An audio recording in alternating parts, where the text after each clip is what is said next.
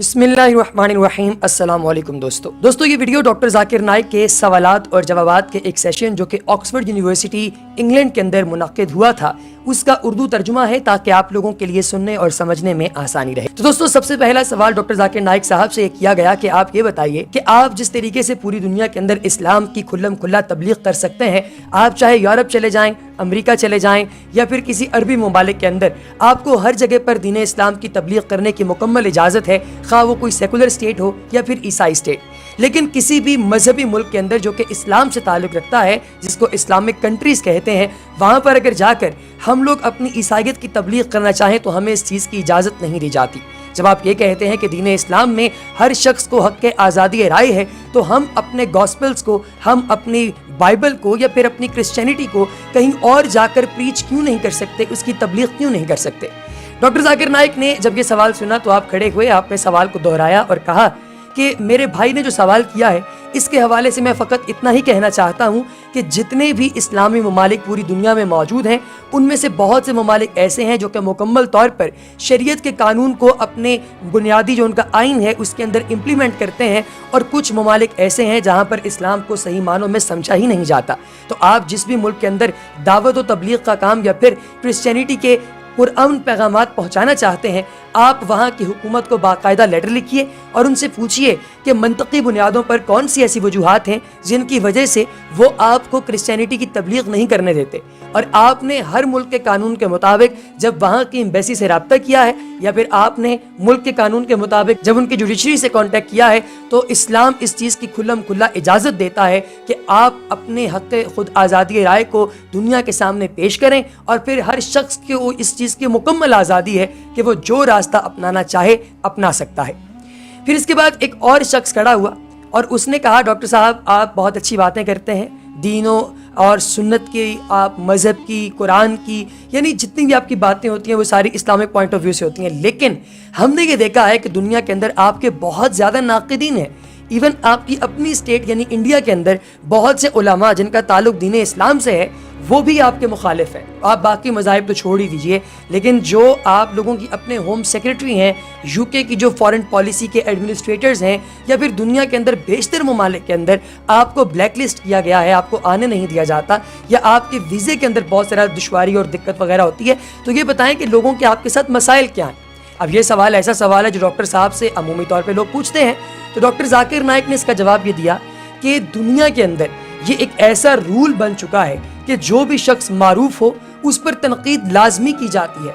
आप मुझे कोई दुनिया का एक ऐसा शख्स बता दें जिसने तारीख के अंदर कोई अच्छा काम किया हो और उसके दौर के अंदर उसके नाक़दीन ना हो।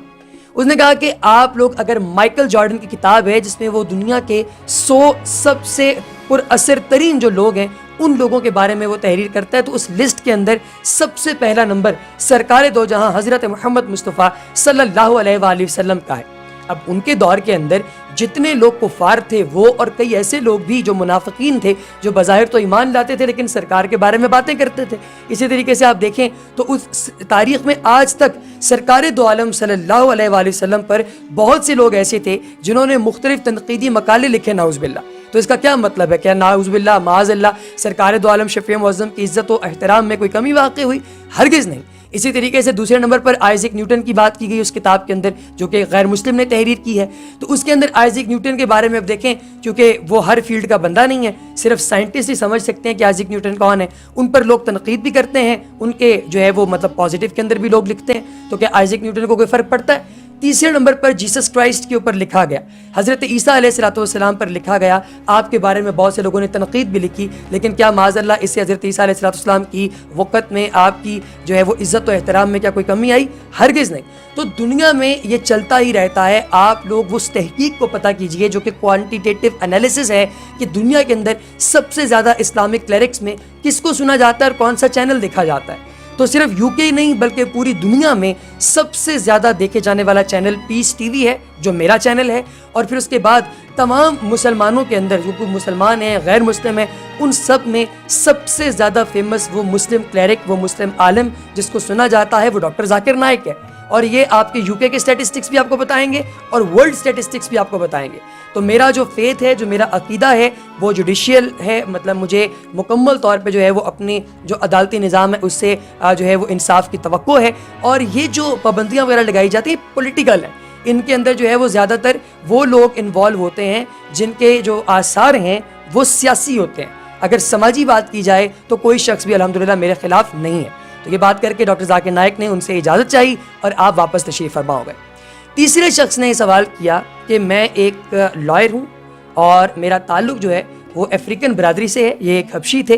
انہوں نے کہا کہ جو باتیں آپ کرتے ہیں, حضرت عیسیٰ علیہ السلام, جتنے جیوز ہیں, حضرت موسیٰ علیہ السلام کی جو آگے نسل ہے وہ لوگ, یا پھر جودیزم, یہ سارے لوگ بھی امن کی بات کرتے ہیں. سب لوگ جو ہیں وہ محبت کی بات کرتے ہیں. سب لوگوں کی کتابوں میں ایک جیسی باتیں تحریر کی گئی ہیں.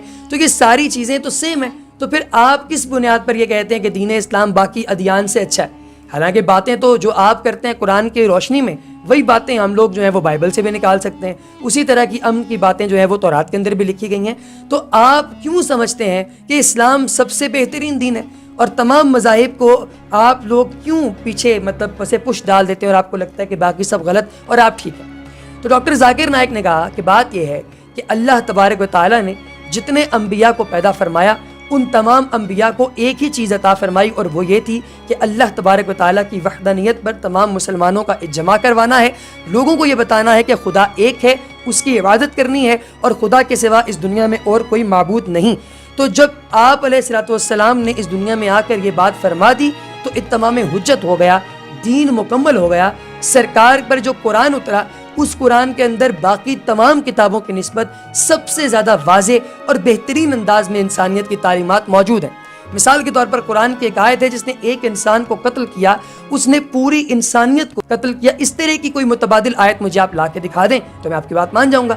میں تقابل ادیان یعنی کمپیریٹیو ریلیجنز کا اسٹوڈنٹ ہوں اور میں مختلف ادیان کو پڑھتا ہوں, مختلف دین کی اسٹڈی میں کرتا ہوں, اور میں نے یہ جو ہے ابھی تک اپنی زندگی سے انالائز کیا ہے. میرا انالیسز ابھی تک یہ ہوا ہے کہ دنیا کے اندر جتنی زیادہ محبت اور پیار دین اسلام اپنے لوگوں کو دیتا ہے اتنا زیادہ محبت اور پیار شاید ہی کوئی دوسرا دین دیتا ہو, اور اتنی ایکسپلینیشن ہر چیز کی سائنٹیفک گراؤنڈز کے اوپر جو دین اسلام دیتا ہے وہ کوئی اور نہیں دیتا. آپ اس کو پڑھ لیں اچھی طریقے سے, آپ کو اندازہ ہو جائے گا. اللہ تعالیٰ ایک ہے, یہ اللہ تبارک و تعالیٰ قرآن میں بھی فرماتا ہے, ہر کتاب میں فرماتا ہے. آپ لوگوں نے نعوذ باللہ جو ہے حضرت عیسیٰ علیہ السلام کو حضرت جو ہے عیسیٰ علیہ السلام کو اللہ تبارک و تعالیٰ کا نعوذ باللہ بیٹا قرار دے دیا. اب یہ تو کسی کتاب میں نہیں لکھا ہوا, آپ نے اپنے پاس سے کہہ دیا ہے, تو یہ چیزیں غلط ہیں. اسی طریقے سے بہت ساری تبدیلیاں جو ہیں وہ وقت کے ساتھ رونما ہوتی گئیں مختلف کتابوں میں, لیکن قرآن پاک کا یہ معجزہ ہے کہ یہ کتاب جب نازل ہوئی تو اللہ پاک نے ارشاد فرما دیا کہ بے شک اس کتاب کو ہم نے نازل فرمایا اور ہم ہی اس کی حفاظت کا ذمہ لیتے ہیں. اس کے بعد ایک اور خاتون کھڑی ہوئی اور اس نے سوال کیا کہ ڈاکٹر صاحب آپ لوگ جب یہ کہتے ہیں کہ عورت کو ہم لوگ لباس مکمل پہننے, اپنے پورے جسم کو ڈھانپنے اور پھر اسے پردے میں رہنے کا جب ہم لوگ کہتے ہیں, تو کیا آپ عورت کو پیٹرنائز نہیں کر رہے؟ کیا اس میں پیٹریارکی یعنی پدرشاہی کا نظام نہیں جھلکتا؟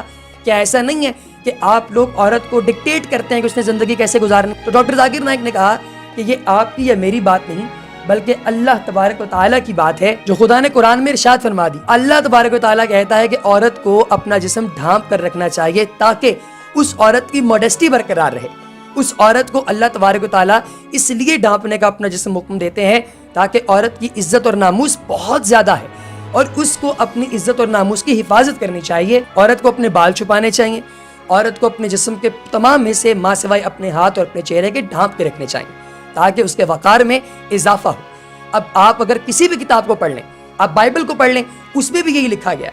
اس میں لکھا ہے کہ عورت کو اپنے بال ڈھانپنے چاہیے. جن عورتوں کے بال نظر آ رہے ہیں جو اپنا سر نہیں ڈھانپتی ان کی جو ہے وہ گنج کر دینی چاہیے, ان کے بال اتار دینے چاہیے.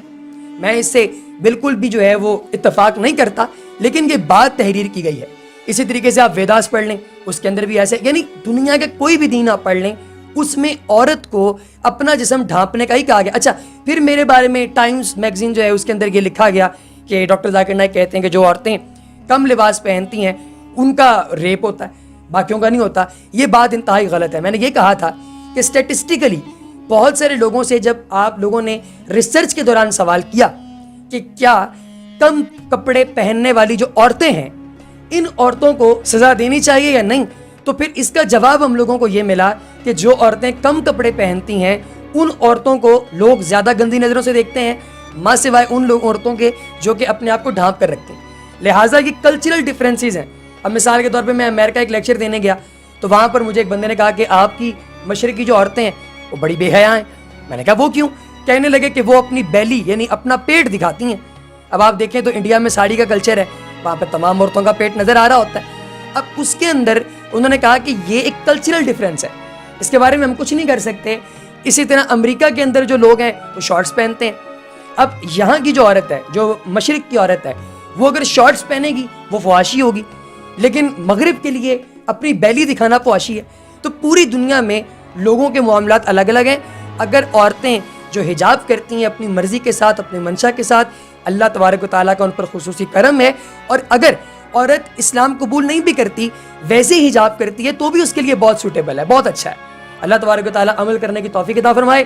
اگلی ویڈیو تک دوستو دیجیے اجازت۔ ریلیجن 72 کو سبسکرائب کرنا ہرگز نہ بھولیے گا۔ اللہ نگہبان۔